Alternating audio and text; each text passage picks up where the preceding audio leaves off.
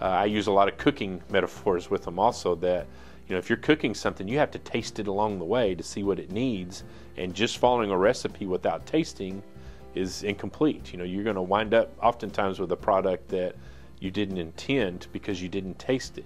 And the frequent checks for understanding, it's a way to taste as you're going and see it needs a little of this or a little of that, or also you can cater it to the the preference of the customer at that point. And each of our students has a little different palette, if you will, of what they need and what needs to happen. And so we're working to really refine that frequent checks for understanding, and how do we react, how do we reteach, and how do we reassess that over time. With the all-in-learning system, some of the intervention is immediate, to where when we scan and a student sees their performance on an assessment, the teacher can quickly go to the item analysis, show what they missed, and more often than not, that student immediately knows why they missed it. It was a careless error, they misread something, they didn't utilize the formula right.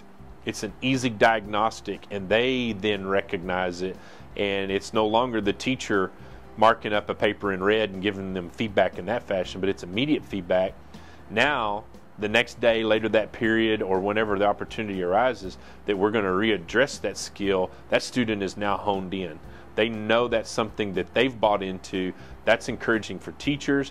And then the trickle effect is that when teachers see that student response, their attractiveness to that activity or that skill or even that mandate that administration asks of them is much more is received in a much more positive manner, because now with some of our teams, I don't have to monitor their implementation of all-in-learning at all.